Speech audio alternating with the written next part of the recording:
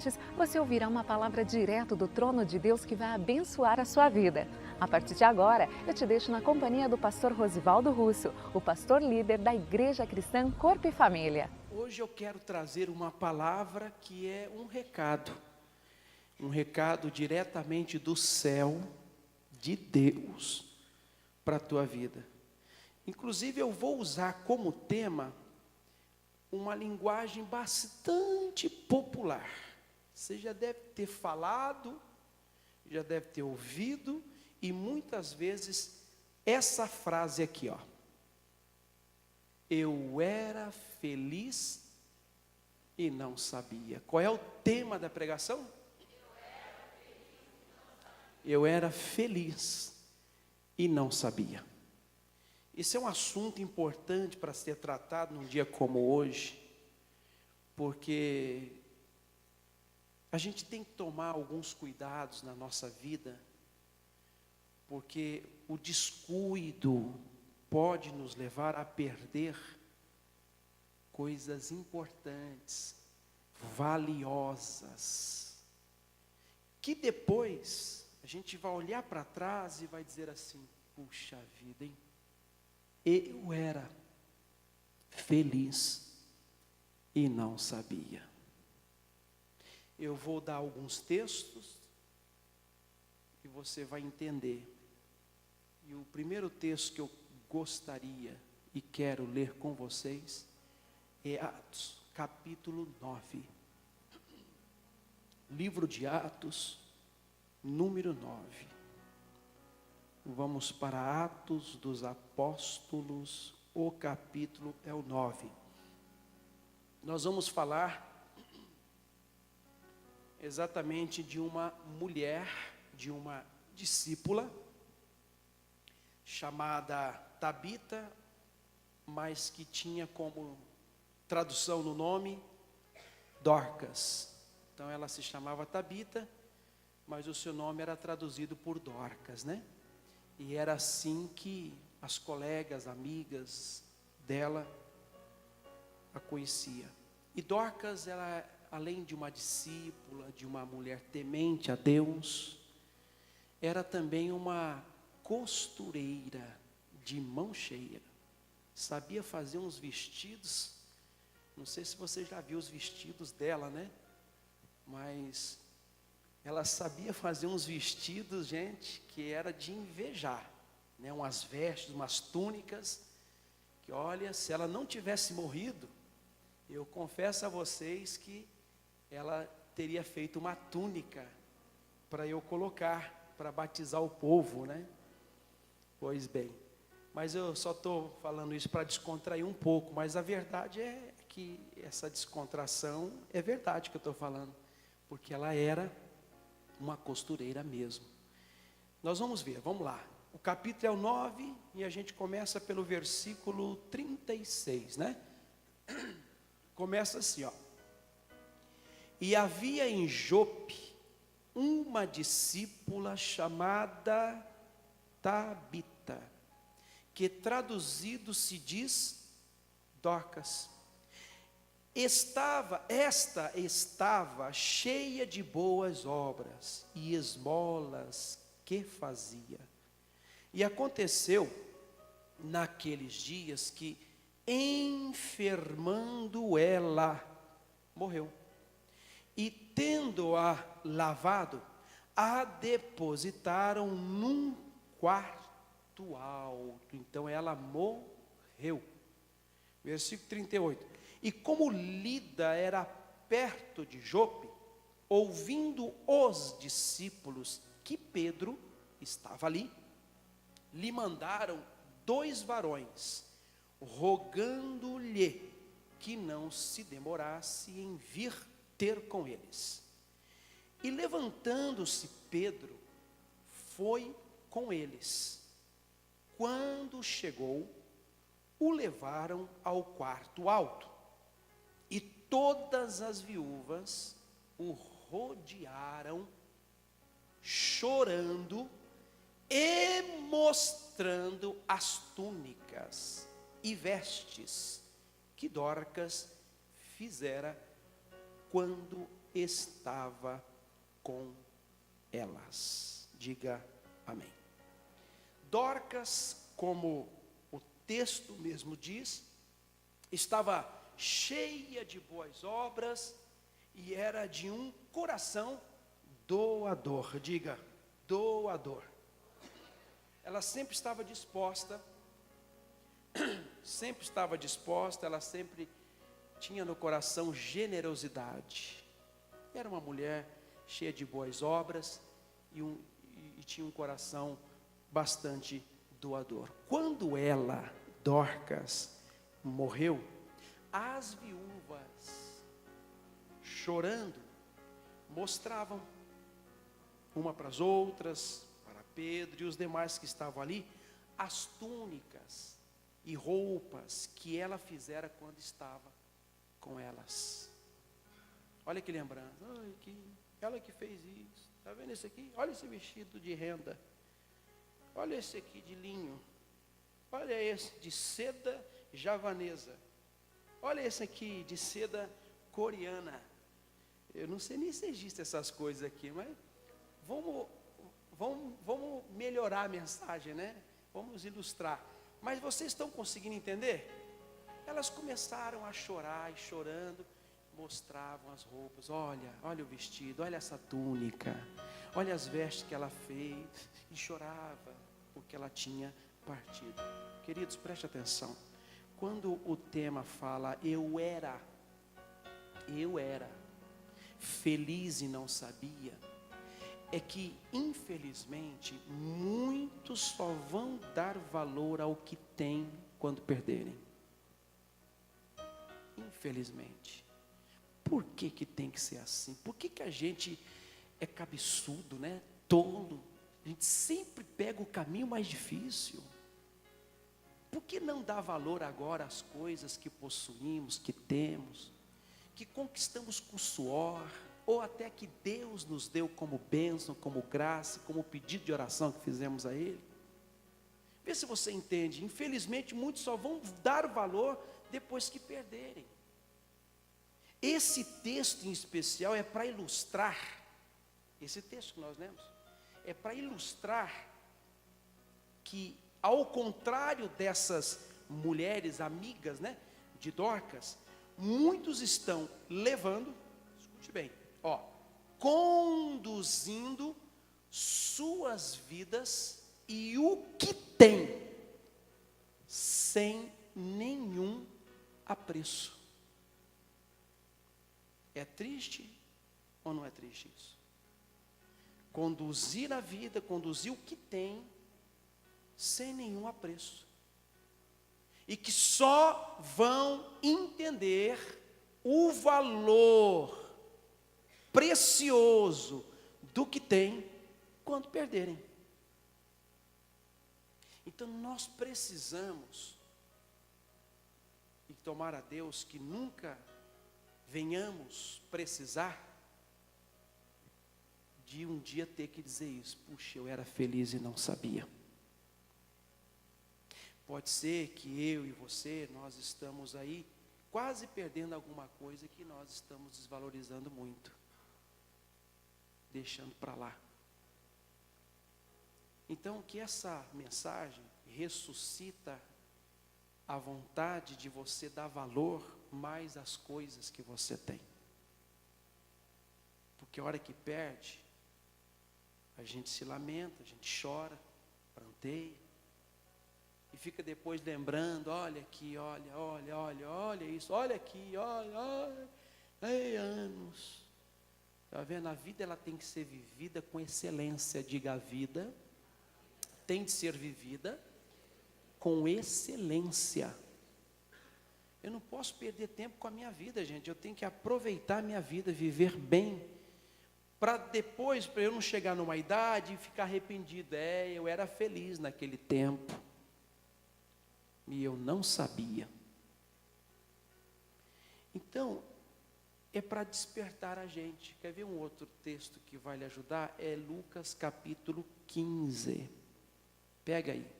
Lucas capítulo 15. Né? Deixa eu beber uma aguinha aqui.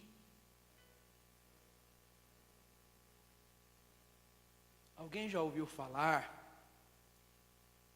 daquela parábola do filho pródigo? Lembra que ele pediu, para o seu pai a parte da sua herança? Não demorou muito, ele pegou tudo e saiu da casa de quem mesmo? Do pai, E foi viver numa terra bem longe. Alguém lembra o que ele fez com aquela fortuna toda? Gastou tudo. E foi a pior, ficou ruim mesmo, Foi parar lá no chiqueiro dos porcos. Isso quer dizer no fundo do poço. E quando ele estava lá no sofrimento, sabe o que ele disse? No capítulo 15, versículo 17, olha o que ele disse. E, caindo em si, disse: quantos trabalhadores de meu pai têm abundância de pão, e eu aqui pereço de fome. Viu o que ele disse? Quantos trabalhadores de meu pai têm abundância de pão, e eu aqui pereço de fome. O que ele estava querendo dizer? Eu era feliz e não sabia.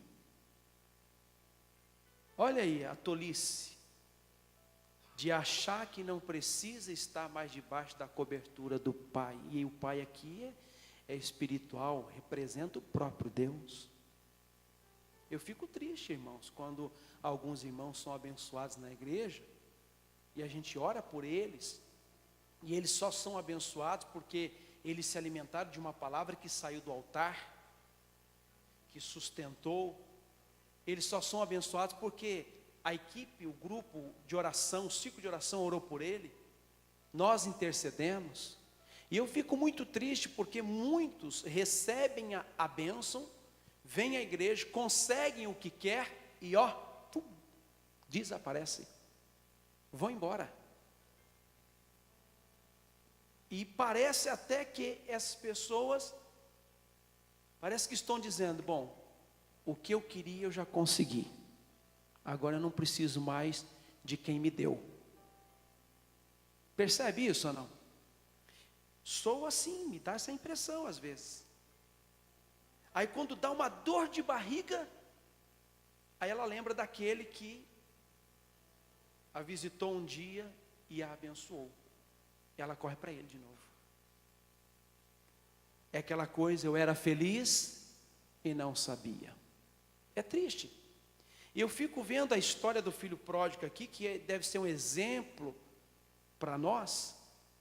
Por que sair da casa do pai? Quantos que saem da casa do pai e depois não tem força para voltar? E eu não estou falando sair da igreja, eu estou falando da presença de Deus. Quantos que estavam na presença de Deus e saíram dessa presença, gente? Por que saíram? Estão entendendo? Acham que não precisa amar, porque eu já recebi tudo, Deus já deu tudo que eu precisava, eu já tenho, já estou. Aí eu me desligo, eu saio, eu vou embora. Parece que não tem mais importância para aquela pessoa participar de um culto importante da igreja. Eu vou te perguntar, qual o culto importante da nossa igreja? O que eu considero o mais importante? A Santa Ceia. Por que eu falto na Santa Ceia? Não, porque graças a Deus eu estou muito abençoado, eu não tenho tempo, ou eu estou viajando, ou eu estou trabalhando, ou eu estou fazendo uma coisa e outra, ou eu estou não sei o quê. Engraçado isso, né? Eu era feliz e não sabia. E depois fica trazendo à lembrança exatamente coisas. Puxa, por que eu larguei? Por que eu não fui? As pessoas não entendem que um culto de Santa Ceia, participar de uma Santa Ceia, elas não entendem a benção, o benefício espiritual que isso traz para a vida espiritual delas. Eu estou falando da Santa Ceia porque me veio agora na cabeça. Mas a Santa Ceia é um ato de entrega a Deus, gente, de reconciliação ao Senhor, não é verdade? E a Bíblia diz que aquele que comer da carne do Senhor, Jesus disse, aquele que comer da minha carne e beber do meu sangue, olha aí, olha o que ele fala, tem a vida eterna. A vida eterna, ela depende de vários fatores. De você ter aberto seu coração para Jesus, de você ter aceitado a Jesus como seu único e suficiente Salvador, tudo faz parte do processo da vida eterna. De você ter acreditado no batismo nas águas e batizou-se nas águas, de você crer no batismo do Espírito Santo, foi cheio com o Espírito Santo, do processo. E um dos processos que garante a vida eterna do cristão é ele participar do corpo e do sangue de Jesus. Aí perde uma bênção, porque deixou de participar. E aí não sei o que acontece. Eu era feliz e não sabia. Isso quer dizer, eu tive muitas oportunidades e eu as desperdicei. Estão entendendo?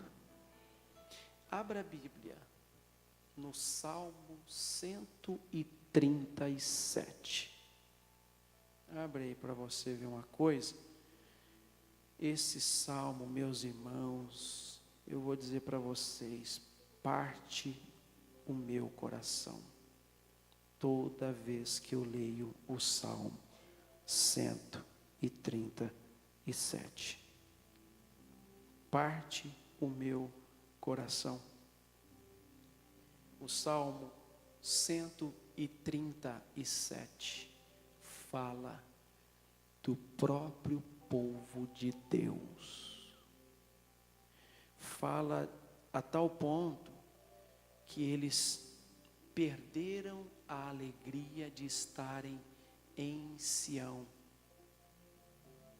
Eles, quando foram levados cativos, escuta aí, quando eles foram levados cativos, presos, e que já não podiam dar mais a Deus o louvor que eles davam antes, eles já não podiam tocar a harpa que eles tocavam antes, porque estavam em terra estranha e já não dava mais. Eles não podiam mais se alegrar como antes, se alegravam. Eles não podiam fazer mais nada de bom, porque agora eles estavam presos. E só foram entender o quanto Deus era importante para a vida deles e a pátria de onde eles estavam, moravam, quando eles perderam. O texto aqui no versículo 1 diz assim, escute, junto aos rios da Babilônia, nos assentamos e o que? Choramos. Leia comigo agora. Lembrando-nos de Sião. Eu era e não sabia.